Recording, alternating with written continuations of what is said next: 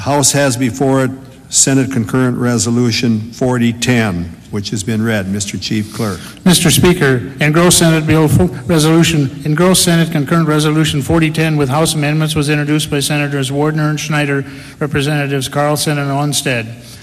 Engrossed Senate Concurrent Resolution 4010 is a concurrent resolution directing legislative management to study the residency requirements of members of the Legislative Assembly. Mr. Speaker, your Government and Veterans Affairs Committee recommends amendments as follows, and when so amended, recommends do pass on Senate Concurrent Resolution 4010 by vote of 14 yeas, 0 nays, and 0 absent not voting. Mr. Speaker. Representative Ammerman. Well, thank you, Mr. Speaker. I am prepared. You caught me a little bit off guard because there's two bills before that. I was kind of hoping we wouldn't get to this one, and I was also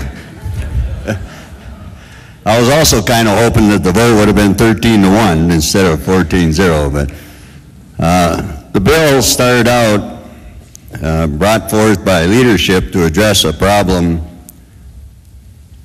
that is perceived on both sides of the aisle, both parties, where a legislator is elected and then sometime midterm moves out of his district and is still considered a legislator back in that district.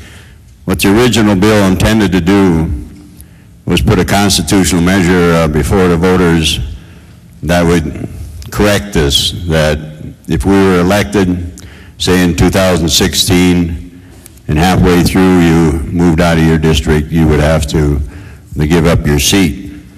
But in testimony from the Secretary of State's office, it wasn't as simple as that.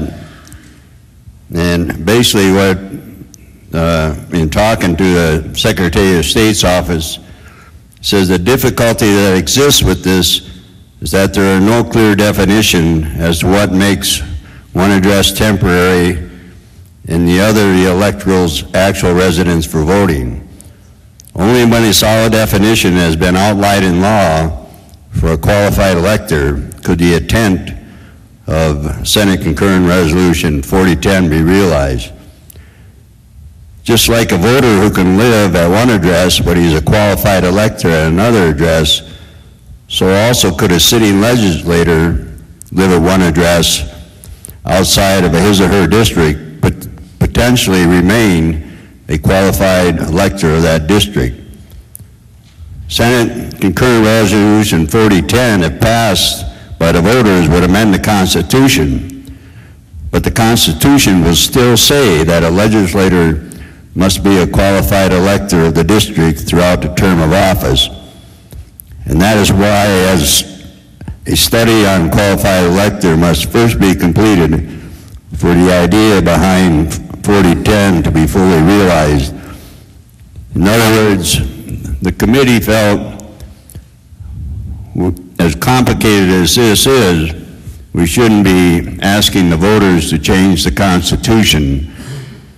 As a first step, we should study this and get everything in a row, and then possibly, if need be, take it to the voters a couple years from now. So, on a vote of 14-0, request that a do pass on the study.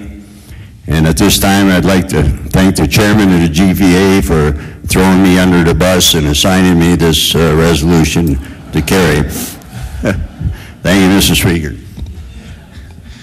Is there any discussion?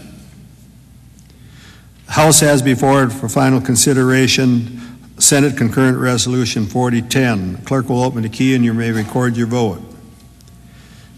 Has every member voted? Does any member wish to change their vote? The key will be closed and the clerk will take the record. The final vote shows 90 yea, 1 nay, 3 absent and not voting. Senate Concurrent Resolution 4010 is declared passed.